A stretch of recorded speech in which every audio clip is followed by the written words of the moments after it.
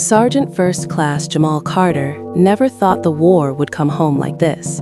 He'd flown Apaches in Syria, dodged RPGs over Mosul, watched friends burn in Blackhawks that never made it back. But that was over there. Sand, heat, and enemies who looked different.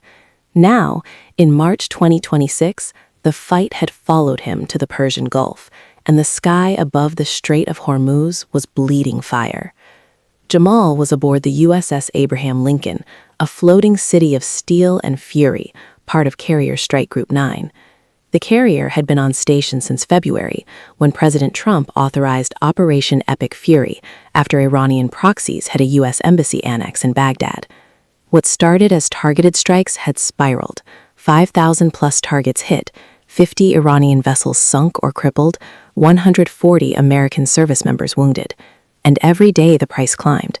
Gas back home hit $4.10 a gallon. People were raging on podcasts, Joe Rogan calling it insane betrayal. Jamal didn't listen to podcasts anymore. He listened to the flight deck roar. His bird was an MH-60R Seahawk, call sign Reaper 31.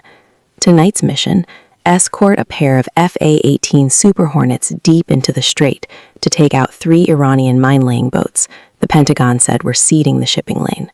20% of the world's oil flowed through here. One minefield and the global economy choked. Reaper 31 cleared hot, the air boss crackled over the radio. Eyes on 3 fast movers, bearing 045, Angels low, Hornets inbound and 3 mics. Jamal gripped the cyclic as his co-pilot, Lieutenant Maya Ruiz, ran the FLIR. The night vision feed showed the Iranian boats small, fast, darting like sharks. They were laying something, mines, or worse. Got visual, Maya said. They're dumping canisters. Looks like EM-52s, rocket-propelled mines. Jamal's stomach twisted. Those things could sink a tanker in minutes. He thought of his sister back in Atlanta, single mom, 2 kids, already struggling with $5 gas. If this lane closed... Reaper 31, engaging, he transmitted. The Seahawk dropped low, skimming waves. Jamal's door gunner, Petty Officer Reyes, opened up with the M240, tracers stitching the water. One boat exploded in a fireball, the other scattered. But then the sky lit up. Iranian fast attack craft, probably from Bandar Abbas, surged out of the dark. Machine guns chattered. A shoulder-fired missile streaked past so close Jamal felt the heat. "Break left," Maya yelled. Jamal yanked the bird into a hard turn. Alarm screamed, missile warning.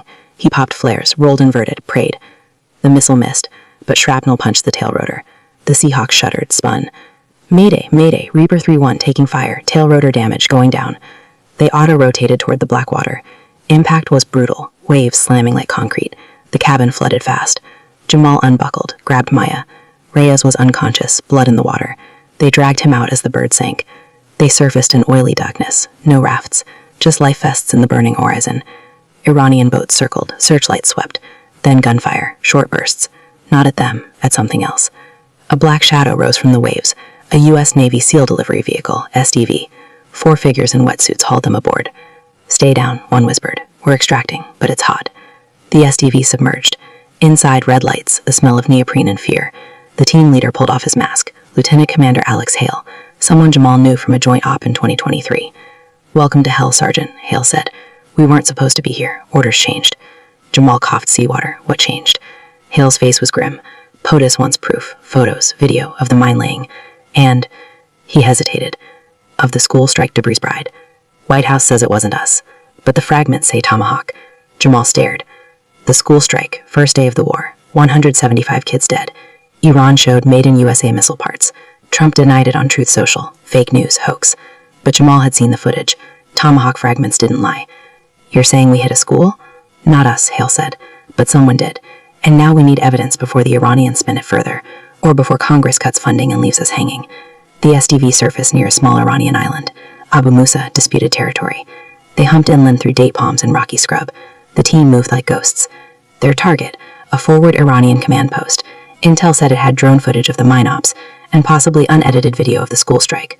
Proof either way. They hit the perimeter at 3:30. 2 guards down silently.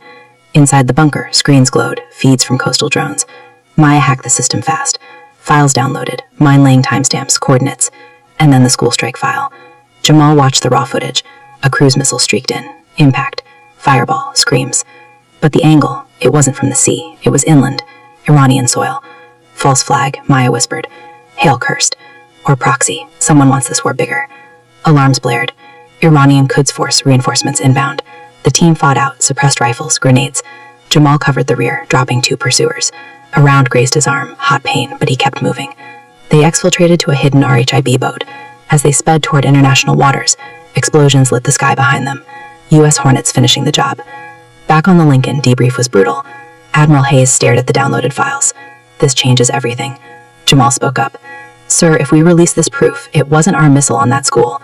The Iranians lose the propaganda win. But if we keep quiet, Hale sighed. White House wants deniability. But the American people are turning. Gas at $5. Protests in D.C. Rogan calling it betrayal. If this leaks the wrong way. Jamal thought of his sister, of the kids back home asking why Daddy was gone again, of the 140 wounded shipmates in the medbay. He made his choice that night. At 4 a.m., while the carrier slept, Jamal copied the files to a burner drive, slipped it to a civilian contractor he trusted, a journalist embedded for a documentary. No name, no trace. By morning, the footage was viral, not edited, raw, showing the missile launch from Iranian territory. Hashtag false flag Iran trended. Gas prices dipped $50 overnight as markets exhaled. Trump tweeted, fake, deep state hoax, but we're winning bigly. Iran denied everything, but the narrative cracked. Jamal stood on the flight deck at dawn, arm bandaged, watching FA-18s launch for another strike. He felt no victory, just exhaustion. Maya joined him. You know they'll find out it was you. Maybe, he said, but someone had to tell the truth. The war wasn't over, mines still drifted, missiles still flew. But for the first time in weeks, the horizon didn't feel like pure fire. It felt like a question. And Jamal Carter, Apache pilot, brother, American, had just answered it the only way he knew how. With the truth. Even if it cost him everything. The end.